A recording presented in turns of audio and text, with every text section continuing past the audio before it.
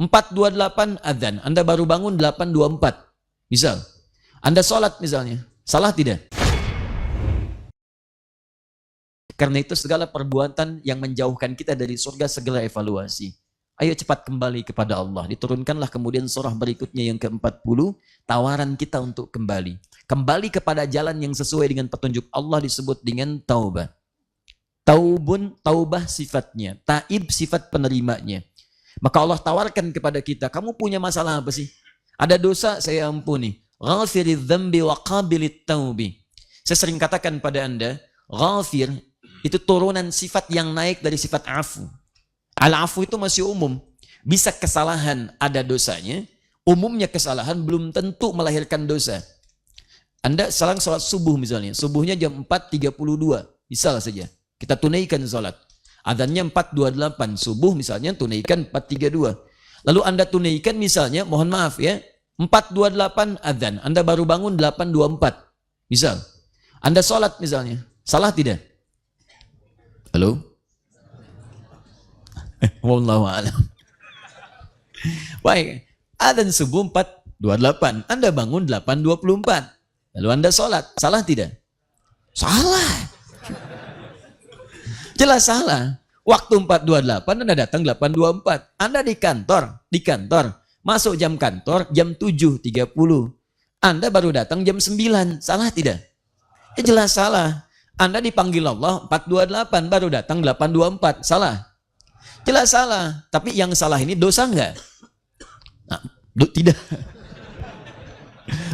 Baik. Terserahlah ya. Mungkin baru bangun. Baik. Kalau ditanya dosa tidak, belum tentu. Belum tentu dosa. Lihat penyebabnya apa ilatnya. Mungkin dia tertidur karena satu pekerjaan urusan yang tidak mengandung dosa, terlampau lelah kemudian bangun.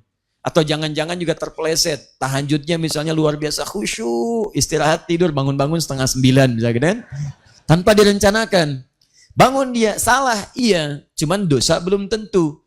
Nah Allah kemudian menurunkan sifat yang dengan sifat itu memaafkan kesalahan kita walaupun belum tentu mengandung dosa. Sifatnya disebut dengan al-afu. Kesalahannya disebut dengan khata. Kalau dikerjakan disebut dengan akhta. Kalau agak banyak disebut dengan akhta'un. Kalau kemudian mohon maaf lebih banyak lagi disebut dengan khataya.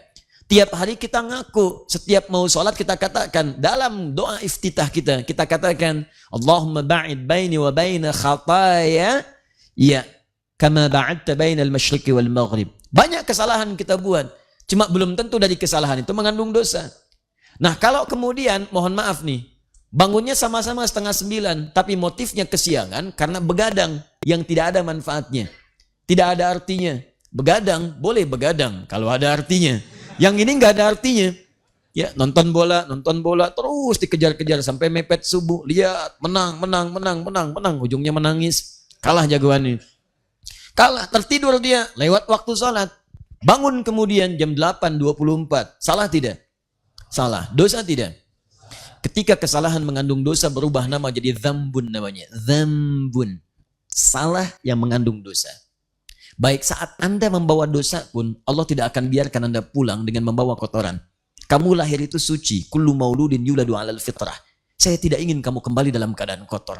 Maka Allah kemudian turunkan lagi sifat yang kedua disebut dengan ghafir. Ghafir. Sifat Allah yang mengampuni kesalahan yang berpeluang menjadi dosa di dalamnya. Ghafirun. Kesalahannya makin banyak. Bukan cuma sendirian, dia ngajak orang. Mau kemana? Tahajud. Tahajud sholat ya? Iya, sholat nomor 2. Nomor 1 sini dulu ikut nonton. Sama-sama terlambat.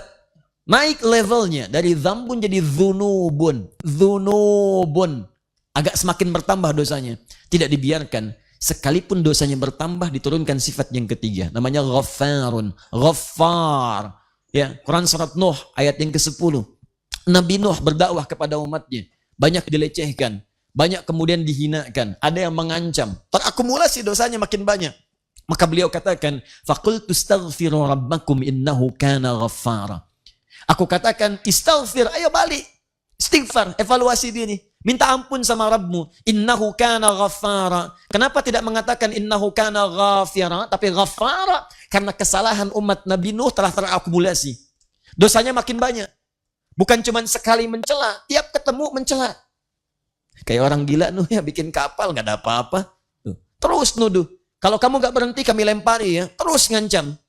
Ancaman ada, celaan ada, hinaan ada, terakumulasi. Dzunubun, dari dzam pun jadi dzunubun. Maka berubah kalimatnya Ghaffar. Seakan-akan ingin dikatakan, duhai hambaku, kesalahan kamu bertambah banyak, aku berikan kesempatan untuk aku hapuskan keseluruhannya. Tambah lagi, zulmun. Maaf, sudah banyak, ditambah kezaliman lagi. Sudah meninggalkan sholat, ngajak orang lain, mencela orang yang sholat. Kamu udah ikut saya aja, tapi saya nggak enak sama yang lain. Mereka terlampau soleh. Ya, besok-besok juga ada lagi.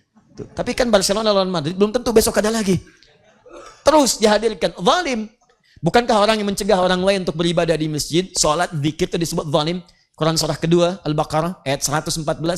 وَمَنْ أَظْلَمُ مِمَّنْ مَنَعَ مَسَاجِدَ اللَّهِ أَن يُذْكَرَ فِيهَا اسْمُهُ وَسَعَى فِي خَرَابِهَا. Siapa orang paling zalim yang mencegah atau memberikan hambatan pada orang yang pengen berzikir di masjid? Disebut zalim perilakunya. Tapi itu tidak mengurangi Allah Subhanahu wa taala untuk memberikan limpahan luas rahmatnya. Diturunkan bagian nama yang keempat disebut dengan Ghafur. Ghafurun. Dzunubun ma'adzulmi, pasangannya Ghafur.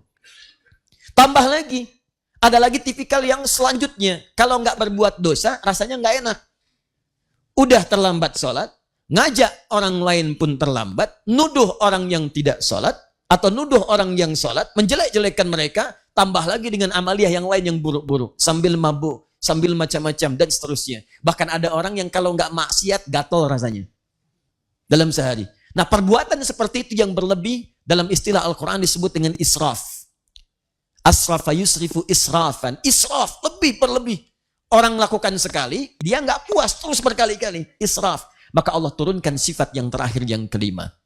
Supaya kita tidak berputus asa saat ingin kembali kepada Allah Subhanahu wa ta'ala. Ada bahasa dalam diri kita, saya udah banyak dosanya, mungkin nggak diampuni. Tiba-tiba turun Quran surah 39 yang tadi itu. Ayat 53. Qul ya ibadiyalladzina asrafu ala anfusihim la taqnatu min rahmatillah. Sifat yang kelimanya disebut dengan Rahim. Di antara maknanya memberikan ampunan dari dosa yang sudah berlimpah. Kadang disatukan antara Ghafurun dengan Rahim. Innahu huwal Ghafurur Rahim. Sekarang lihat pilihannya. Kesalahan tanpa dosa, ada Al-Afu. Kesalahan dosa dikit, ada Ghafir. Kesalahan dosa agak banyak, ada Ghaffar. Kesalahan dosa dengan perbuatan zalim, ada Ghafur. Kesalahan tanpa batas, kalau ingin kembali, jangan putus asa. Saya punya sifat rahmat. Saya punya sifat rahmat. Dengan rahim saya ampuni sebelum kau berpulang kepadaku. Yang membunuh 100 orang saja, saya ampuni, bisa masuk surga. Masa kamu yang gak pernah bunuh orang gak bisa diampuni? Yang pernah berzina saja, Masya Allah saya ampuni, bisa berpeluang masuk surga. Masa kamu yang gak melakukan itu tidak bisa diampuni? Ayo balik, ayo balik, ayo balik. Kalau dengan tawaran semua ini, Anda belum mau kembali kepada Allah Subhanahu wa ta'ala, maka dengan cara apa lagi Allah mesti memuliakan kita untuk kembali kepadanya. Maka pagi ini kita ada tawaran, ayo yang bawa dosa, walaupun itu kecil, cepat kembali kepada Allah Subhanahu wa ta'ala. Karena saya ghafir, kata Allah, ghafirid dzambi. Setelah itu, bagi Anda yang tidak mengerjakan dosa itu, maka diajarkan kita untuk mendoakan saudara-saudara kita yang lainnya. Jangan merasa benar dan soleh sendirian. Doakan. Bahkan ada bahasa yang indah, waqihimus sayyiat. Ya Allah, tolong hapuskan kesalahan-kesalahan mereka. Ya Allah, jauhkan mereka dari perbuatan yang buruk. Ya Allah, jauhkan mereka dari neraka. Ya Allah, gandengkan kami sama-sama ke surga. Bahkan ya Allah, mohon jadikan kami ya Allah penghuni surga yang bisa menggandeng bapak-bapak kami, pasangan-pasangan kami, anak keturunan kami. Jadi kalau kita menjadi orang beriman yang benar, itu pasti punya kecenderungan sifat yang baik terhadap sesama dan menginginkan setiap kita bergandengan masuk surga bersama-sama. Karena itu bertakwalah, hari ini kita diingatkan oleh Allah, setiap manusia yang punya kesalahan, itu wajar dengan sifat kemanusiaannya. Tapi tidak wajar kalau dia tidak mau kembali kepada Allah Subhanahu wa ta'ala. Saya ingin mengajak pada diri saya dan kita semua, tidak ada dari kita yang sempurna. Pertama, mari kita kembali kepada Allah Subhanahu wa ta'ala untuk mendapatkan ampunan dan keridhaan darinya. Yang kedua, kita saling mendoakan dan minimal kita punya harapan bahwa saat masuk ke dalam surga itu, kita akan bersama-sama bergandengan tangan dengan keluarga kita insya Allah. Dan tidak cukup dengan amin. Ayo kita siapkan dari sekarang. Baik, itu makna dari ayat yang dibacakan tadi. Dan semoga Allah mengabulkan apa yang kita mohonkan dengan izin Allah Subhanahu wa ta'ala.